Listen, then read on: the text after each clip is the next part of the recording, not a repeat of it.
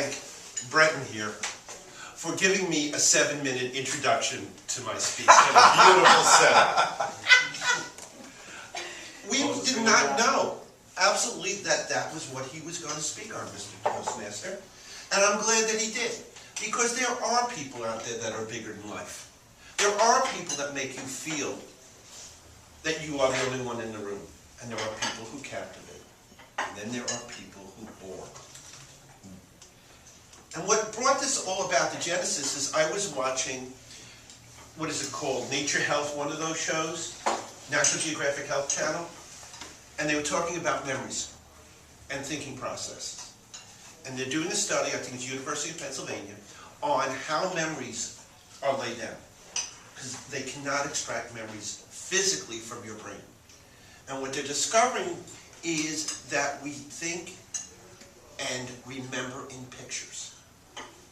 What they don't understand yet is how those chemicals make up those pictures and where they're stored in the brain. What they're starting to think now is each sense in your brain, for smell, if it's involved with smell or if it's involved with hearing, is actually stored in those parts of the brain. And then somehow the brain makes all these connections that when you need to recall the memory, it comes together.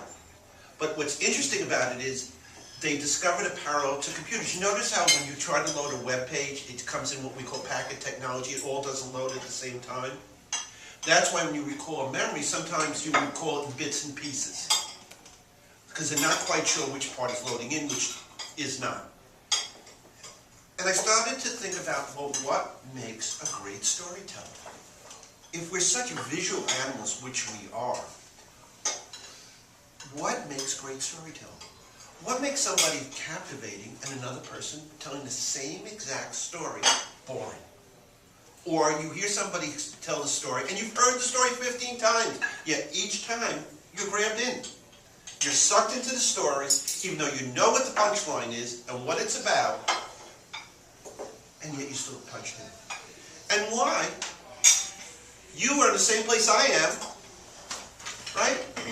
You remember the story one way, and I remember the story completely different. We were in the same place at the same time.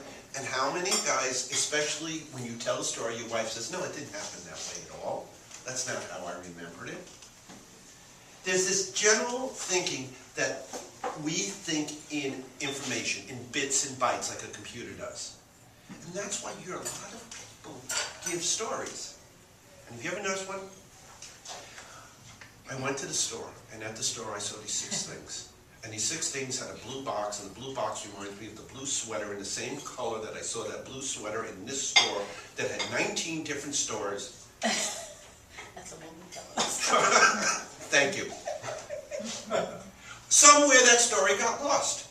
Or you have somebody telling a story about a customer, and it's the same story.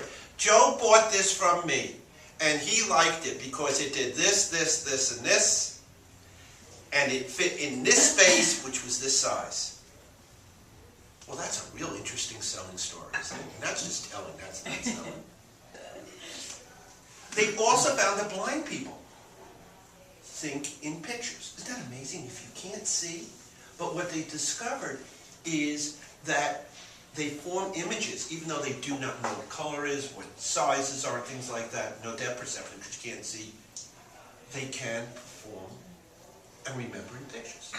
How many times do people throw a line from you from a movie, and what pops into your mind is that whole scene, right? And all of a sudden that scene becomes real. Or they turn around and say, remember we did this, this, and this, and they always describe something that relates to a sense. When you hear the famous thing, picture this, because that's what we remember. We went away, where was it?